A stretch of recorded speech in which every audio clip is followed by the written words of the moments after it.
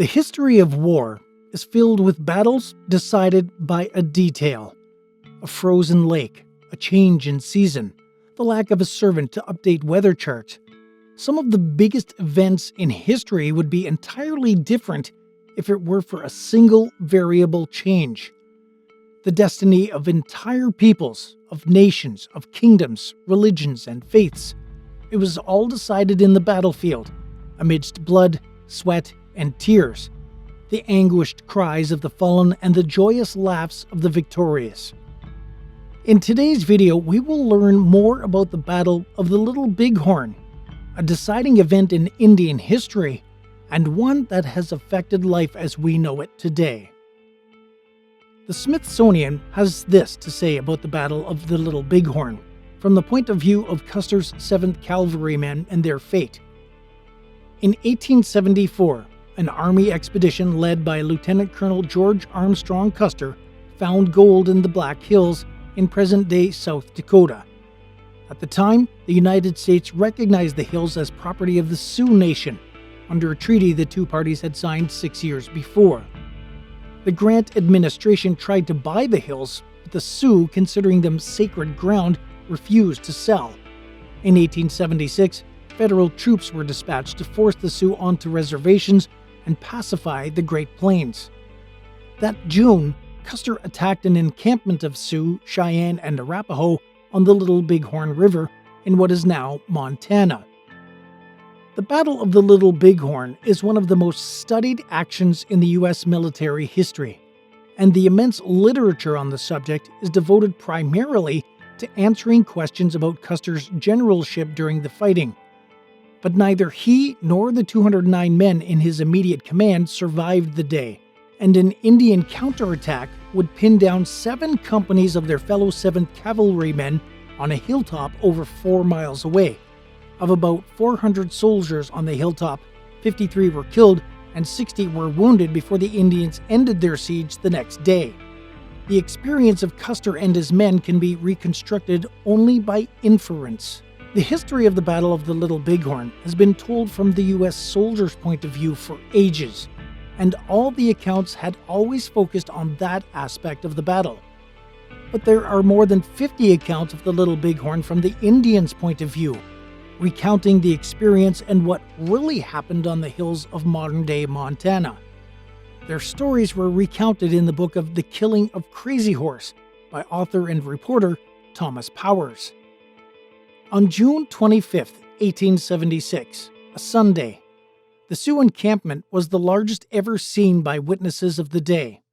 Having banded together in March or April of that year, even before the plains started to green up, the Indians in the encampment were a sight to behold, a force to be reckoned with, composed of members of many tribes around the Great Plains: Cheyenne, Sans Arc, Brule, Minakunju, Kanti, Oglala, Hunkpapa, and more than 700 lodges were set up in circles, a force of almost 7,000 people, a third of them being men of fighting age.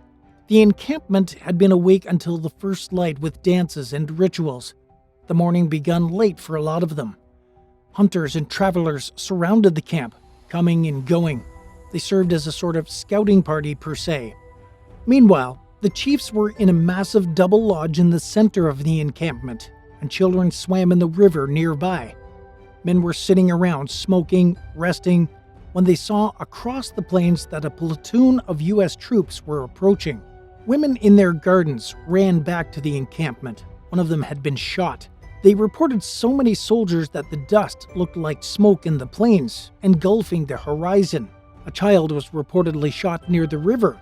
But what sprung the warriors to action was a run by Arauca Indians who worked for the army that came dashing towards the grazing animals in a ravine not far from the camp. Shots started to ring around the encampment from the attacking army and the defending Indians. Bullets ran past lodges in droves.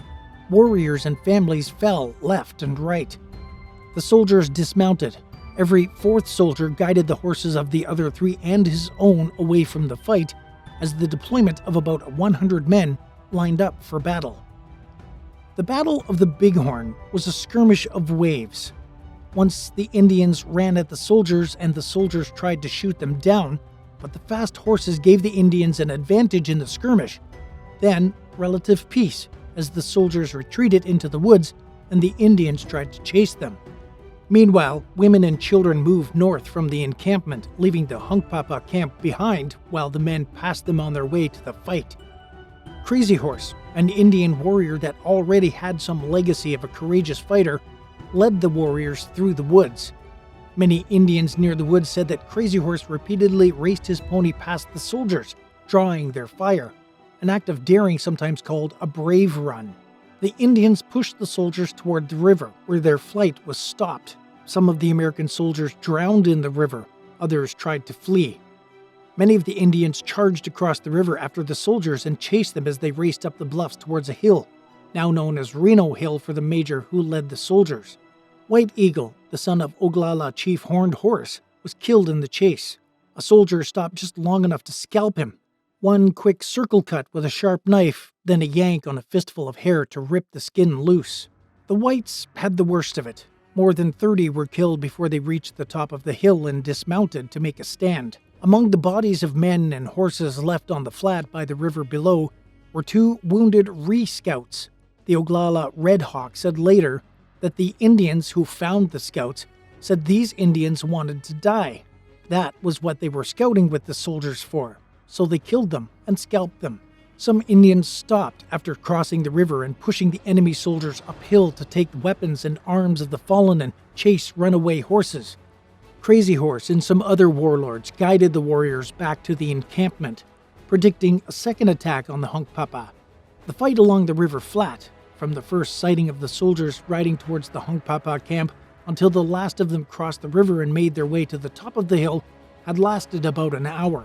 During that time, a second group of soldiers had shown itself at least 3 times on the eastern heights above the river. The first sighting came only a minute or 2 after the first group began to ride toward the Hunkpapa camp, about 5 minutes past 3. 10 minutes later, just before the first group formed a skirmish line, the second group was sighted across the river again, this time on the very hill where the first group would take shelter after their mad retreat across the river.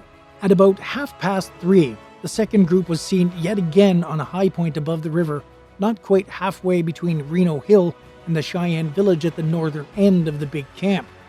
By then, the first group was retreating into the timber. It is likely that the second group of soldiers got their first clear view of the long sprawl of the Indian camp from this high bluff, later called Weir Point. The Yanktonai White Thunder said he saw the second group make a move toward the river south of the ford by the Cheyenne camp, then turn back on reaching a steep-cut bank which they could not get down. While the soldiers retraced their steps, White Thunder and some of his friends went east, up and over the high ground to the other side, where they were soon joined by many other Indians. In effect, White Thunder said the second group of soldiers had been surrounded even before they began to fight. At about 4 o'clock, the fight became inevitable. The surrounded soldiers stopped in their tracks and started to plot their combat positions. Then, the battle repeated itself as it had before, the Indians running on their horses, the soldiers trying to shoot them. By the time 15 or 20 Indians had gathered near the ford, the soldiers had hesitated. They begun to ride up out of the Medicine Tail Coulee, heading toward high ground, where they were joined by the rest of Custer's command. The battle known as the Custer Fight began when the small, leading detachments of soldiers approaching the river retreated toward higher ground at about 4:15. This was the last move the soldiers would take freely. From this moment on, everything they did was in response to an Indian attack growing rapidly in intensity. As they fled, the soldiers made 5 different stands. The army men were surrounded and overpowered by the Indian numbers. When they could, they fought with all they had. However, that wasn't enough. At first, the stands were made with gunfire, then with knife and club, as the gunpowder dwindled. In the end, the American soldiers lost the battle. They all died that day. It wasn't clear when Lieutenant Colonel George Armstrong Custer was felled. His body was found amongst the soldiers in that day's losses. It is probable he fell during the Indians' second, brief, and final charge. Before it began, Low Dog and Oglala had called to his followers, "This is a good day to die. Follow me." The Indians raced up together, a solid mass, close enough to whip each other's horses with their quirts so no man would linger. Then every chief rushed to his horse on the white soldiers, and all our warriors did the same, said Crow King. In their terror, some soldiers threw down their guns, put their hands in the air, and begged to be taken prisoner. But the Sioux took only women as prisoners. Red Horse said they did not take a single soldier, but killed all of them. Accounts of the battle from the American side were always bleak.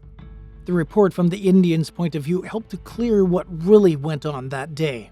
And to think that this whole battle could have turned completely different if some circumstance or another had changed. If Custer's men hadn't attacked the women on their gardens, if they hadn't shot at the children in the river, if they hadn't chased the horses first, but rather charged at the camp. On the other hand, if the Indians didn't respond as they did, and if Crazy Horse hadn't fought the brilliant, brave battle he did, the result could have been another. What do you think about today's video? Do you want to know more about the history of the great battles between mighty forces such as the one we heard today? If so, don't forget to like and subscribe, and make sure to leave in the comments the next battle you want us to cover in the channel. Bye for now.